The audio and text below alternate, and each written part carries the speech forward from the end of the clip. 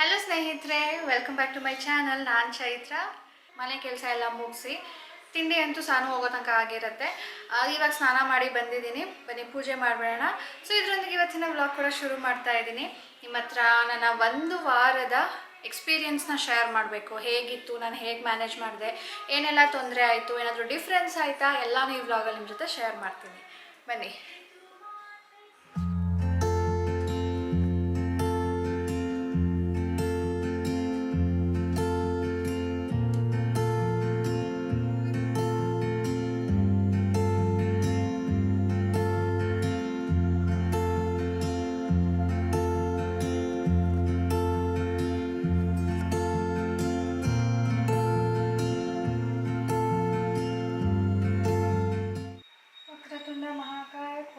समप्रभा निर्विघ्नं कुरु मे देव सर्वकार्येषु सर्वदा शुक्लां वरदं विष्णुं शशिवर्णं श्री कृष्ण गोविंद हरे मुरारे हे नाथ नारायण वासुदेव. ಈ ಸಾಂಗ್ ನನಗೆ one of the favourite song ಕೃಷ್ಣನ ಹಾಡುಗಳಲ್ಲಿ. ಕೃಷ್ಣನ ನೆನೆಸ್ಕೊಳ್ಬೇಕು ಅಂದರೆ ನನಗೆ ಮೊದಲು ನೆನಪಾಗದೆ ಈ ಹಾಡು. ಇದು ನನಗೆ ಯಾವಾಗ ಗೊತ್ತಾಗಿತ್ತು ಸಾಂಗು, ನಾನು ಯಾವಾಗ ಕಲ್ತಿದ್ದು ಅಂದರೆ when I was in primary school ಅನಿಸುತ್ತೆ, ಹೈಯರ್ ಪ್ರೈಮರಿ ಸ್ಕೂಲು. ಆವಾಗ ರಮಾನಂದ ಸಾಗರ್ದು ಕೃಷ್ಣ ಅಂತ ಒಂದು ಸೀರಿಯಲ್ ಬರ್ತಾಯಿತ್ತು. ಸೊ ಕೃಷ್ಣನ ಕತೆ ಫುಲ್ ಅದರಲ್ಲಿ ಬಂದಿತ್ತು. ಲೈಕ್ ಮಹಾಭಾರತನೂ ಬಂದಿತ್ತು, ಕೃಷ್ಣ ಹುಟ್ಟಿದ್ದು, ಬೆಳೆದಿದ್ದು, ಎಂಡಾಗಿದ್ದು, ಮಹಾಭಾರತದ ಕಾಲದ ಎಲ್ಲನೂ ಅದರಲ್ಲಿ ಬಂದಿತ್ತು. ಸೊ ಆವಾಗ ಈ ಹಾಡು ಅದರಲ್ಲಿ ಬರ್ತಾ ಇತ್ತು. ಅಂದರೆ it was a title song ಅನಿಸುತ್ತೆ, ಎಕ್ಸಾಕ್ಟ್ ನೆನಪಿಲ್ಲ. ಆವಾಗ ನಾನು ಕಲ್ತಿದ್ದು. ಈಗಲೂ ನನಗೆ ಕೃಷ್ಣಂದು ಬೇರೆ ಯಾವ ಸಾಂಗು ಬರೋದಿಲ್ಲ, ಇದೊಂದೇ. ಇದು ನಾನು ಹಾಕಿರೋದು ಡಿಜಿಟಲ್ ಕ್ಲಾಕಲ್ಲಿ. ಇದೊಂಥರ ಗೂಗಲ್ದು ಅಲೆಕ್ಸಾ ಬರುತ್ತಲ್ವಾ, ವಾಯ್ಸನ್ನು ರೆಕಾಗ್ನೈಸ್ ಮಾಡಿ ನಾವು ಹೇಳಿದ್ದನ್ನು ಅದು ಮಾಡುತ್ತೆ. ಆ ರೀತಿಯಲ್ಲಿ ಇದು ಡಿಜಿಟಲ್ ಕ್ಲಾಕು. ಅಲೆಕ್ಸಾ ಜಸ್ಟ್ ಒಂದು ರೌಂಡ್ ಇರುತ್ತೆ. ಇದರಲ್ಲಿ ಇದು ಟೈಮ್ ಕೂಡ ತೋರಿಸುತ್ತೆ.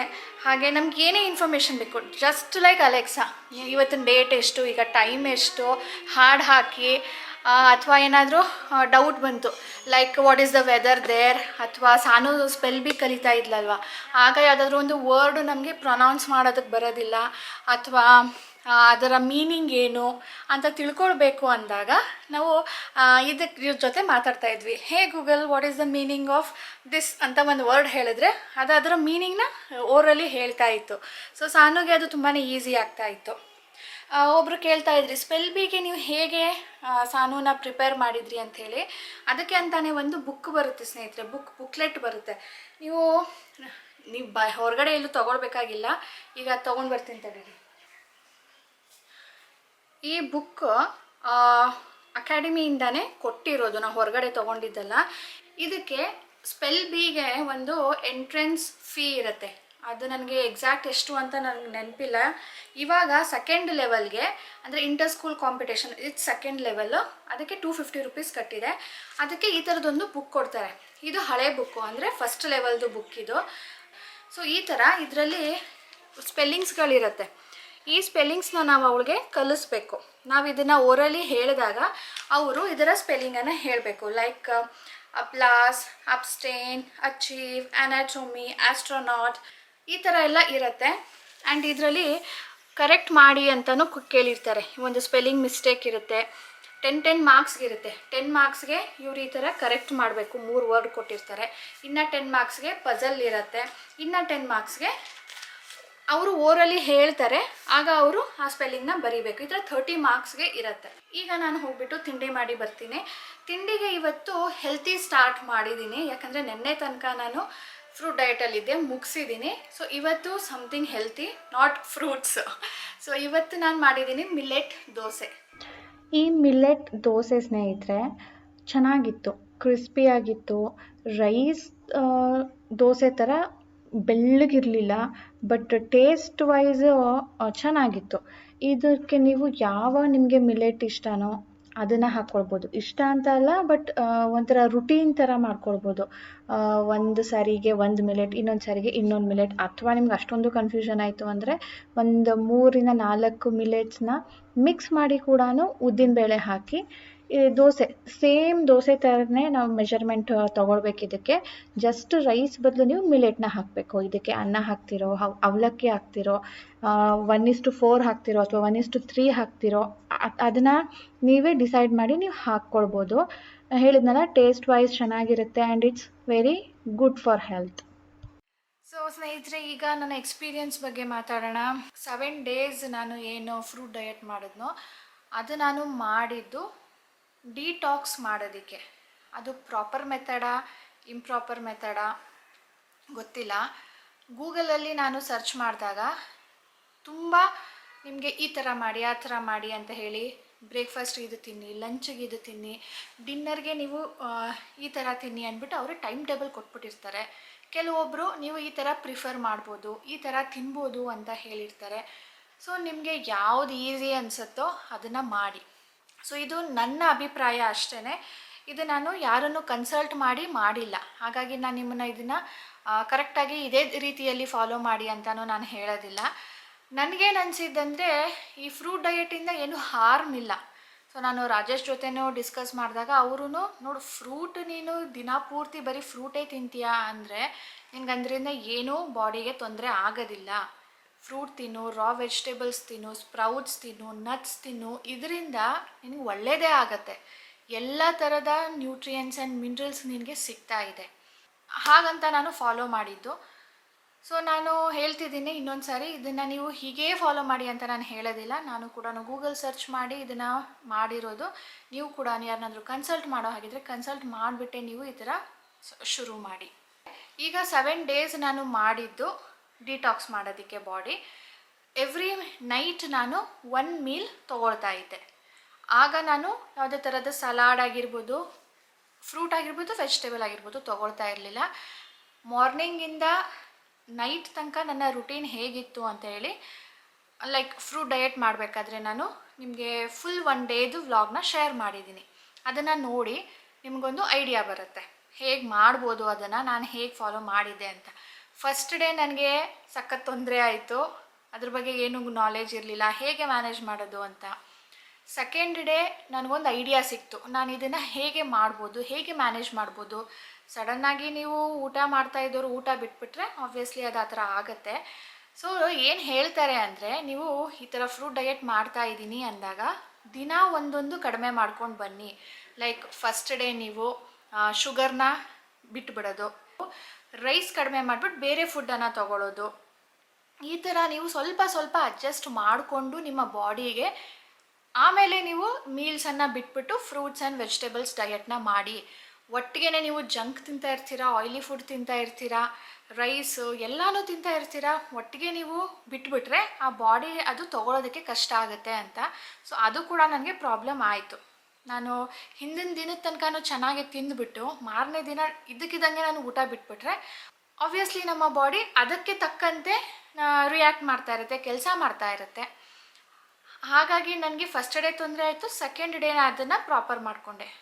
ಸೊ ಅದು ನೀವು ವ್ಲಾಗಲ್ಲಿ ನೋಡ್ಬೋದು. Third day and till 7th day ನಾನು ಹಾಗೇ ಫಾಲೋ ಮಾಡಿದೆ. ನನಗೇನು ಆ ಥರ ತೊಂದರೆ ಆಗಲಿಲ್ಲ. ಒಂದೇ ಒಂದು ಏನು ಅಂದರೆ, ನನಗೆ ಅವಾಗವಾಗ ಗ್ಯಾಸ್ ಫಾರ್ಮ್ ಆಗ್ತಾಯಿತ್ತು, ಬಟ್ ರಿಲೀಸ್ ಕೂಡ ಆಗ್ತಾಯಿತ್ತು. ತುಂಬ ತೊಂದರೆ ಆಯಿತು, ಆಗೋದೇ ಇಲ್ಲ ಅನ್ನೋ ಥರ ಇಲ್ಲ. ಆ್ಯಂಡ್ ಇನ್ನೂ ಒಂದು ಖುಷಿ ವಿಷಯ ಏನಂದರೆ, ನನಗೆ ಈಗಲೂ ಕೂಡ ಅನ್ನಿಸ್ತಾ ಇದೆ, ನಾನು ಅಟ್ಲೀಸ್ಟ್ 1 ಮೀಲನ್ನು ಸ್ಕಿಪ್ ಮಾಡಿಬಿಟ್ಟು ಫ್ರೂಟ್ ಅಥವಾ ವೆಜಿಟೇಬಲ್ಸ್ನ ತೊಗೊಳ್ಳೋಣ. ಮಾರ್ನಿಂಗ್ ಮಾಡೋಣ, ನೈಟ್ ಮಾಡೋಣ, ಮಧ್ಯಾಹ್ನದ್ದು ಬಿಟ್ಬಿಡೋಣ ಅಂತ. ಆದರೆ ರಾಜೇಶು, ಸಾಕು ನೀನು ಇಷ್ಟು ದಿನ ಮಾಡಿದ್ಯಾ, ನೋಡೋಣ ಮುಂದೆ ಬೇಕಿದ್ರೆ ನೀನು ಇವಾಗ ಸ್ಟಾಪ್ ಮಾಡು ಅಂತ ಹೇಳಿದ್ರು. ಸೊ ಹೀಗಿತ್ತು, ತೊಂದರೆ ಅಂತ ಏನೂ ಆಗಲಿಲ್ಲ. ರಾತ್ರಿ ಒಂದು ಮೀಲ್ ತೊಗೊಳ್ತಾ ಇದ್ದೆ, ಅದು ಕೂಡ ಹೆಲ್ತಿ ಮೀಲ್ ತೊಗೊಳ್ತಾ ಇದ್ದೆ, ಹೋಲ್ ಫುಡ್ ತೊಗೊಳ್ತಾ ಇದ್ದೆ. ಲೈಕ್ ಒಂದಿನ ರೊಟ್ಟಿ ತೊಗೊಂಡಿದ್ದೀನಿ, ಒಂದಿನ ಓಟ್ಸ್ ಮಾಡಿದ್ದೀನಿ, ಒಂದಿನ ಮಿಲೆಟ್ಸ್ದು ಮಾಡ್ಕೊಂಡಿದ್ದೀನಿ, ಚಪಾತಿ ಕೂಡ ತಿಂದಿದ್ದೀನಿ, ಮಲ್ಟಿ ಗ್ರೇನ್ಸ್ದು ಮಿಕ್ಸ್ ಇದೆ, ಅದರಿಂದ ದೋಸೆ ಕೂಡ ಮಾಡ್ಕೊಂಡು ತಿಂದಿದ್ದೀನಿ. ಹೀಗೆ ಮ್ಯಾನೇಜ್ ಮಾಡಿದ್ದೀನಿ ಸ್ನೇಹಿತರೆ. ಮಾಡ್ಬೋದು, ಮಾಡೋಕ್ಕೆ ಆಗೋದೇ ಇಲ್ಲ ಅನ್ನೋ ಥರ ಏನೂ ಇಲ್ಲ. ಈಗ ಸದ್ಯಕ್ಕೆ ಮಧ್ಯಾಹ್ನಕ್ಕೆ ಅಡುಗೆ ಏನು ಅಂತ ಪ್ರಿಪೇರ್ ಮಾಡಬೇಕು. ಬಟ್ ಅದಕ್ಕೆ ಸ್ವಲ್ಪ ಟೈಮ್ ಇದೆ. ಇನ್ನು ಸ್ವಲ್ಪ ಹೊತ್ತು ಬಿಟ್ಟು ನಾನು ಮಧ್ಯಾಹ್ನ ಅಡುಗೆ ಮಾಡ್ತೀನಿ. ಮಧ್ಯಾಹ್ನ ನಾನೀಗ ಹಾಗಲಕಾಯಿ ಪಲ್ಯ ಮಾಡ್ತಾ ಇದ್ದೀನಿ. ಇದು ರಾತ್ರಿಗೆ ಮಾಡಬೇಕು ಅಂತಿದ್ದೆ, ಬಟ್ ಈಗಲೇ ಮಾಡ್ತಾ ಇದ್ದೀನಿ. ಇದನ್ನು ನೀಟಾಗಿ ವಾಶ್ ಮಾಡಿಬಿಟ್ಟು ಒರೆಸ್ಕೊಳ್ತಾ ಇದ್ದೀನಿ. ನೀರಿದ್ದರೆ ಅದು ಸ್ವಲ್ಪ ಡ್ರೈ ಆಗೋದಕ್ಕೆ ಟೈಮ್ ತೊಗೊಳುತ್ತೆ. ಆ್ಯಂಡ್ ಅದು ಡ್ರೈ ಆಗಲಿಲ್ಲ ಅಂದರೆ ಕಹಿ ಇರುತ್ತೆ. ಕಹಿ ಇಲ್ಲದೆ ಹೇಗೆ ಹಾಗಲಕಾಯಿ ಪಲ್ಯ ಮಾಡೋದು ಅಂತ ಇವತ್ತು ನಾನು ತೋರಿಸ್ತೀನಿ ಬನ್ನಿ. ಬೀಜ ತೆಗೆದ್ಬಿಟ್ಟು ಸಣ್ಣದಾಗಿ ಕಟ್ ಮಾಡ್ಕೊಂಡಿದ್ದೀನಿ. ಈರುಳ್ಳಿ ಕಟ್ ಮಾಡ್ತೀವಲ್ಲ ಆ ರೀತಿಯಲ್ಲಿ. ಇದನ್ನು ನಾನೀಗ ಅಗಲ ಪ್ಯಾನಲ್ಲಿ ಹಾಕಿದ್ದೀನಿ. ಇದು ಡ್ರೈ ಮಾಡ್ಕೊಳ್ಬೇಕು, ಏನು ಎಣ್ಣೆ ಹಾಕದೆ. ಈ ಪಲ್ಯಕ್ಕೆ ಇಷ್ಟು ಸಾಮಾನು ಬೇಕು: ಈರುಳ್ಳಿ, ಟೊಮ್ಯಾಟೊ, ಮೆಣಸಿನ್ಕಾಯಿ ಮತ್ತು ಕರಿಬೇವು. ಇಷ್ಟೆಲ್ಲ ನಾನೀಗ ಸಣ್ಣದಾಗಿ ಹೆಚ್ಕೊಳ್ತೀನಿ. ಈರುಳ್ಳಿ ಮಾತ್ರ ಉದ್ದುದ್ದ ಹೆಚ್ಕೊಳ್ತೀನಿ. ಇದು ನೋಡಿ, ಈಗ ಕಲರ್ ಚೇಂಜ್ ಆಗಿದೆ, ಡ್ರೈ ಆಗಿದೆ ಅಲ್ವಾ? ಇದನ್ನು ನಾವೀಗ ಇಳಿಸ್ಕೊಳ್ಬೋದು. ಎಣ್ಣೆ ಬೇಕಿದ್ರೆ ಒಂದು ಅರ್ಧ ಸ್ಪೂನ್ ಹಾಕಿ ಫ್ರೈ ಮಾಡ್ಕೊಳ್ಬೋದು. ಸ್ವಲ್ಪ ಎಣ್ಣೆ, ಸಾಸಿವೆ, ಕಡಲೆಬೇಳೆ, ಆಮೇಲೆ ನಾವು ಕಟ್ ಮಾಡಿ ಇಟ್ಕೊಂಡಿರೋ ಅಂಥ ಮೆಣಸಿನ್ಕಾಯಿ, ಕರಿಬೇವು ನೀವು ಆ್ಯಸ್ ಅ ಹೋಲ್ ಹಾಕ್ಕೊಳ್ಬೋದು. ನಾನು ಕಟ್ ಮಾಡಿ ಹಾಕ್ತೀನಿ, ಯಾಕಂದರೆ ನಾನು ಸ್ವಲ್ಪ ಕಡಿಮೆ ತಿನ್ನೋದು ಅಂತ ಹೇಳಿ. ಅಷ್ಟು ಫ್ರೈ ಆದಮೇಲೆ ಈರುಳ್ಳಿ ಸೇರಿಸ್ಕೊಳ್ಬೇಕು. ಈರುಳ್ಳಿ ಕೂಡ ಫ್ರೈ ಆಗಬೇಕು, ಟ್ರಾನ್ಸ್ಲೂಸೆಂಟ್ ಆಗಬೇಕು. ಈರುಳ್ಳಿ ಫ್ರೈ ಆದಮೇಲೆ ನಾನು ಇದಕ್ಕೆ ಸ್ವಲ್ಪ ಚಿಲ್ಲಿ ಪೌಡರ್, ಸ್ವಲ್ಪ ಅರಿಶಿನ ಹಾಕ್ಕೊಂಡಿದ್ದೀನಿ. ನಾವು ಚಿಲ್ಲಿ ಎಷ್ಟು ಹಾಕಿದ್ವೋ ಅದು ಅರ್ಧ ಚಿಲ್ಲಿ ಪೌಡರ್ ಹಾಕಿದ್ದೀನಿ. ಅದ್ರ ಜೊತೆ ನಾನು ಏನು ಫ್ರೈ ಮಾಡಿ ಇಟ್ಕೊಂಡಿರೋ ಹಾಗಲಕಾಯಿ ಇತ್ತು ಅದನ್ನು ಕೂಡ ಸೇರಿಸಿದ್ದೀನಿ. ಅದಕ್ಕೆಲ್ಲ ಈಗ ನಾನು ಉಪ್ಪು ಸೇರಿಸ್ಬಿಟ್ಟು ಮಿಕ್ಸ್ ಮಾಡ್ತೀನಿ. ಇದು ಎಣ್ಣೆಯಲ್ಲಿ ಸ್ವಲ್ಪ ಫ್ರೈ ಆದಂಗೆ ಆಗುತ್ತೆ ಅಲ್ವಾ ಹಾಗಲಕಾಯಿ, ಉಪ್ಪು ಖಾರ ಎಲ್ಲ ಚೆನ್ನಾಗಿ ತಗ್ಲತ್ತೆ. ಇದಕ್ಕೆ ಸ್ವಲ್ಪ ಎಕ್ಸ್ಟ್ರಾ ಎಣ್ಣೆ ಬೇಕಾಗುತ್ತೆ, ಯಾಕಂದರೆ ನಾವು ಇದಕ್ಕೆ ನೀರು ಹಾಕೋದಿಲ್ಲ. ಎಣ್ಣೆ ಇಲ್ಲ ಅಂದರೆ ಅದು ಕಪ್ಪಾಗುತ್ತೆ, ತಳ ಹಿಡಿಯುತ್ತೆ. ಈಗ ನಾನು ಟೊಮ್ಯಾಟೊ ಹಾಕಿದ್ದೀನಿ. ಆ್ಯಕ್ಚುಲಿ ಟೊಮ್ಯಾಟೊ ಮೊದಲೇ ಹಾಕಬೇಕಿತ್ತು, ಮರ್ತುಬಿಟ್ಟಿದೆ. ಹಾಗಾಗಿ ಹಾಕಿಬಿಟ್ಟು ಅದನ್ನು ಸಾಫ್ಟ್ ಆಗೋ ತನಕ ಕಾದು ಆಮೇಲೆ ಮಿಕ್ಸ್ ಮಾಡಿದ್ದೀನಿ. ಇದಕ್ಕೆ ಒಂದು ಅರ್ಧ ಸ್ಪೂನಷ್ಟು ಬೆಲ್ಲ ಸೇರಿಸಿದ್ದೀನಿ. ಈಗೆಲ್ಲ ಇದನ್ನು ಮಿಕ್ಸ್ ಮಾಡಿಬಿಟ್ಟು ಚೆನ್ನಾಗಿ ನಾವು ಸಣ್ಣ ಉರಿ ಮಾಡಿ ಪ್ಲೇಟನ್ನು ಮುಚ್ಚಿ ಬಿಡಬೇಕು. ಇದು ನೀರೆಲ್ಲ ಏನೂ ಹಾಕೋದಿಲ್ಲ ಅಲ್ವಾ, ಆ ಟೊಮ್ಯಾಟೊಲಿ ಏನು ರಸ ಇರುತ್ತೋ ಅದರಿಂದನೇ ಇದು ಕುಕ್ ಆಗುತ್ತೆ. ಆಗ ನಮಗೆ ಕಹಿ ಕೂಡ ಬರೋದಿಲ್ಲ. ಆಫ್ಟರ್ 5 to 10 ಮಿನಿಟ್ಸ್ ಸ್ನೇಹಿತರೆ ಪಲ್ಯ ರೆಡಿ ಇರುತ್ತೆ. ನನಗಿದು ತುಂಬಾ ಇಷ್ಟ. ನೀವು ಒಂದು ಸಾರಿ ಮಾಡಿ ನೋಡಿ. ಒಬ್ಬೊಬ್ಬರು ಒಂದೊಂದು ಥರ ಮೆಥಡಲ್ಲಿ ಫಾಲೋ ಮಾಡ್ತಾರೆ. ನೀವು ಈ ಥರ ಮಾಡಿದ್ದೀರಾ, ಈ ಥರ ಮಾಡಿಲ್ಲ ಫಸ್ಟ್ ಟೈಮ್ ಅನ್ನೋ ಹಾಗಿದ್ರೆ ಮಾಡಿ ನೋಡಿ, ಚೆನ್ನಾಗಿರುತ್ತೆ. ಈಗ ಸಂಜೆ ಆಗಿದೆ ಸ್ನೇಹಿತರೆ. ಊಟಕ್ಕೆ ನಾನು ಸ್ವಲ್ಪ ಅನ್ನ ತೊಗೊಂಡೆ, ಯಾಕಂದರೆ ಇಷ್ಟು ದಿನ ನಾನು ಅನ್ನನೇ ತಿಂದಿರಲಿಲ್ಲ.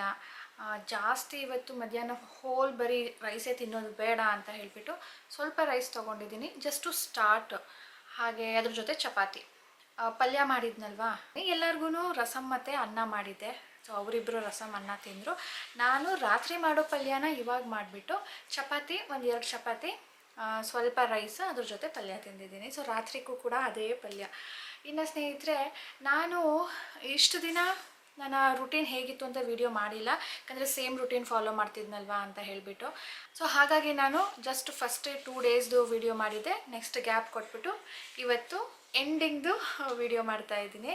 ಸೊ ಇನ್ನು ನೀವು ಕೇಳ್ಬೋದು, ಇಷ್ಟು ದಿನ ಫ್ರೂಟ್ ಡಯಟಲ್ಲಿ ಇದ್ರಲ್ವಾ, ನೀವು ವೆಯ್ಟ್ ಲಾಸ್ ಆಗಿದೆಯಾ ಅಂತ ಕೇಳೋದಾದರೆ, ವೆಯ್ಟ್ ಲಾಸ್ ಆಗಬೇಕು ಅಂದರೆ ನಾವು ಬರೀ ಫುಡ್ ಮಾತ್ರನೇ ಅಲ್ಲ, ಎಕ್ಸಸೈಸ್ ಕೂಡ ಇಂಪಾರ್ಟೆಂಟು. ನಾನು ಎಕ್ಸಸೈಸ್ ಕೂಡ ಮಾಡಿದಿದ್ರೆ ಡೆಫಿನೆಟ್ಲಿ ಕಡಿಮೆ ಆಗ್ತಾ ಇದ್ದೆ. ಆದರೆ ನಾನು ಎಷ್ಟೇ ಪ್ರಯತ್ನ ಪಟ್ಟರು ಅದು ಆಗಲೇ ಇಲ್ಲ. ಇದು ನನ್ನ ನೆಕ್ಸ್ಟ್ ಏನಂತೀರ, ರೆಸಲ್ಯೂಷನ್ ಅಂತೀರಾ, ನಾನು ಮಾಡಲೇಬೇಕು, ಮಾಡ್ತೀನಿ. ಈಗ ಫ್ರೂಟ್ ಡಯಟಿಂದ ಶುರು ಮಾಡಿದ್ದೀನಿ. ಜೊತೆಗೆ ಮಾಡಿದರೆ ಚೆನ್ನಾಗಿರ್ತಿತ್ತು, ಬಟ್ ಆಗಲಿಲ್ಲ. ಹಾಗಾಗಿ ನಾನು ವೆಯ್ಟ್ ಲಾಸ್ ಅಂತ ಏನೂ ಆಗಲಿಲ್ಲ. ನಾನು ಫ್ರೂಟ್ ಡಯಟ್ ಮಾಡಿದ ಫಸ್ಟ್ ಡೇ ವೆಯ್ಟ್ ಚೆಕ್ ಮಾಡಿಲ್ಲ, ಸೆಕೆಂಡ್ ಡೇ ಮಾಡಿದೆ. ಖಾಲಿ ಹೊಟ್ಟೆಯಲ್ಲಿ ಒಂದು ಸಾರಿ ಮಾಡಿದೆ. ಆವಾಗ 62.56 ಆ ಥರ ಇತ್ತು, ಅಂದರೆ 63 ಒಳಗಡೆ ಇತ್ತು. ಆಮೇಲೆ ನೀರು, ಆಲ್ಮಂಡ್ ತಿಂದೆ, ಹಾಲು ಕುಡಿದೆ, 1 ಬೌಲ್ ಫ್ರೂಟ್ ತಿಂದೆ.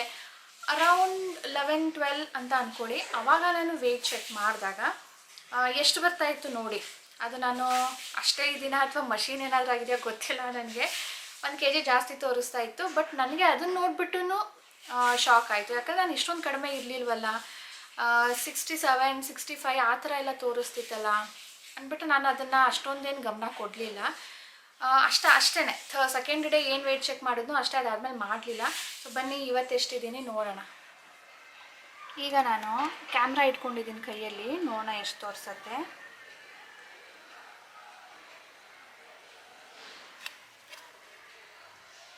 65 ತೋರಿಸ್ತಾ ಇದೆ. ಈಗ ಕ್ಯಾಮ್ರಾ ಇಟ್ಬಿಟ್ಟು ವೆಯ್ಟ್ ಚೆಕ್ ಮಾಡ್ತೀನಿ. ಅರ್ಧ kg ಕಡಿಮೆ ತೋರಿಸ್ತಾ ಇದೆ, ಅಂದರೆ 64.5 kg ಇದ್ದೀನಿ ಈಗ. ಇದು ಡ್ರ್ಯಾಗನ್ ಫ್ರೂಟ್ ಸ್ನೇಹಿತರೆ. ಬೆಳಿಗ್ಗೆ ದೇವರ ಹತ್ರ ನೈವೇದ್ಯ ಮಾಡೋದಾಗ ನೋಡಿದ್ರಲ್ವಾ, ಇದು ಪಿಂಕ್ ಕಲರಲ್ಲಿದೆ ನೋಡಿ, ಚೆನ್ನಾಗಿ ದಪ್ಪಕ್ಕಿರುತ್ತೆ, ಜಸ್ಟ್ ಲೈಕ್ ಸಣ್ಣ ಪೈನಾಪಲ್ ಅಂತ ಹೇಳ್ಬೋದು, ಆ ಸೈಜ್ದು ಇರುತ್ತೆ. ಇದು ತುಂಬ ಕಡಿಮೆ ಸೀಸನಲ್ ಫ್ರೂಟ್ ಇದು, ಆ್ಯಂಡ್ ಅವಾಗವಾಗ ಸಿಗುತ್ತೆ ಅನ್ನೋ ಹಾಗಿಲ್ಲ, ಯಾವಾಗಲಾದ್ರೂ ಒಂದು ಸಾರಿ ಸಿಗುತ್ತೆ. ಸಿಕ್ಕಿದಾಗ ತುಂಬ ಕಾಸ್ಟ್ಲಿ ಕೂಡ ಇರುತ್ತೆ. ಈಗ ಇದು ಕಡಿಮೆ ಅಂತ ರಾಜೇಶ್ ತಂದಿರೋದು, ಇದಕ್ಕೆ 60 ರುಪೀಸ್. ಇದು ಒಂದಕ್ಕೆ 60, ಕೆ ಜಿ ಲೆಕ್ಕ ಅಲ್ಲ, 1 ಪೀಸ್ ಲೆಕ್ಕ 60 ರುಪೀಸ್ ಇದು. ಇದೇ ಕಡಿಮೆ, ಈಗ ಇದಕ್ಕಿಂತ ಜಾಸ್ತಿ ಕೂಡ ಇರುತ್ತೆ, 100 ರುಪೀಸ್ ಕೂಡ ಇರುತ್ತೆ. ಇದು ಸುಲಿಯೋದಕ್ಕೆ ನೋಡಿ ಇಷ್ಟು ಈಸಿ. ತಂದಾಗ ಸ್ವಲ್ಪ ಗಟ್ಟಿ ಇತ್ತು, ಆವಾಗ ಸ್ವಲ್ಪ ಕಷ್ಟ ಆಗ್ತಿತ್ತು ಅನಿಸುತ್ತೆ, ಬಟ್ ಈಗ ತಂದು ಒಂದು 3-4 ದಿನ ಆಗಿತ್ತು, ಸಾಫ್ಟ್ ಆಗಿತ್ತು, ಹೊರಗಡೆಯಿಂದ ಕೂಡ ಮುಟ್ಟಿದಾಗ ಸಾಫ್ಟ್ ಅನ್ನಿಸ್ತಾ ಇತ್ತು. ಈ ಥರ ಈಸಿಯಾಗಿ ತೆಗೆದುಬಿಡ್ಬೋದು, ತೆಗೆದುಬಿಟ್ಟು ನಾವು ಇದನ್ನು ತಿನ್ಬೋದು. ಇದು ಸ್ವೀಟ್ ಸ್ವಲ್ಪನೂ ಇಲ್ಲ. ಇದು ಹೇಗಿರುತ್ತೆ ಅಂದರೆ, ಮಕ್ಕಳಿಗೆ ನಾವು ಜೆಲ್ಲಿ ಮಾಡಿಕೊಡ್ತೀವಲ್ವ ಪೌಡರಲ್ಲಿ, ಆ ಥರ ಇತ್ತು, ಬಟ್ ಸ್ವೀಟ್ ಆ್ಯಡ್ ಮಾಡಿರಲಿಲ್ಲ, ಟೆಕ್ಸ್ಚರ್ ಆ ಥರ ಇತ್ತು. ಸೊ ಇದು ಸಾನು ತಿಂತಾ ಇದ್ದಾಳೆ, ಅವಳಿಗೆ ಅಂತಲೇ ತಂದಿದ್ದು. ನಾವು ಒಂದ್ಸರಿ ಟೇಸ್ಟ್ ಮಾಡೋಣ, ಹಾಗೆ ಇದು ಹೇಗಿರುತ್ತೆ ನೋಡೋಣ ಅಂತ ಹೇಳ್ಬಿಟ್ಟು. ಸಾನುಗೆ ಎಕ್ಸಾಟಿಕ್ ಫ್ರೂಟ್ಸ್ ಅಂದರೆ ತುಂಬ ಇಷ್ಟ, ಹಾಗೆ ಅದಕ್ಕಾಗಿ ಅವಳಿಗೆ ಅಂತ ಇದನ್ನು ತೊಗೊಂಡು ಬಂದಿದ್ದು. ಓಕೆ ಸ್ನೇಹಿತರೆ, ಇವತ್ತಿನ ವಿಡಿಯೋ ಇದರೊಂದಿಗೆ ಎಂಡ್ ಮಾಡ್ತಾ ಇದ್ದೀನಿ. ಸಿಗೋಣ ಮುಂದಿನ ವಿಡಿಯೋಲಿ. ನೀವಿನ್ನು ಸಬ್ಸ್ಕ್ರೈಬ್ ಮಾಡದೆ ನೋಡ್ತಾ ಇದ್ದರೆ ಪ್ಲೀಸ್ ಸಬ್ಸ್ಕ್ರೈಬ್ ಮಾಡ್ಕೊಳ್ಳಿ, ಬೆಲ್ ಬಟನ್ ಕ್ಲಿಕ್ ಮಾಡಿ, ಮತ್ತು ಪ್ಲೀಸ್ ಲೈಕ್ ಮಾಡಿ ತಿಳಿಸಿ ಸ್ನೇಹಿತರೆ. ನೋಡಿರ್ತೀರಾ, ನೀವು ಲೈಕ್ ಕೂಡ ಮಾಡೋದಿಲ್ಲ. ಪ್ಲೀಸ್ ಲೈಕ್ ಮಾಡಿ, ಇಷ್ಟ ಆಗಲಿಲ್ಲ ಅಂದರೆ ಡಿಸ್ಲೈಕ್ ಮಾಡಿ. ಸಿಗೋಣ ಮುಂದಿನ ವಿಡಿಯೋಲಿ ಸ್ನೇಹಿತರೆ, ಬಾಯ್ ಬಾಯ್.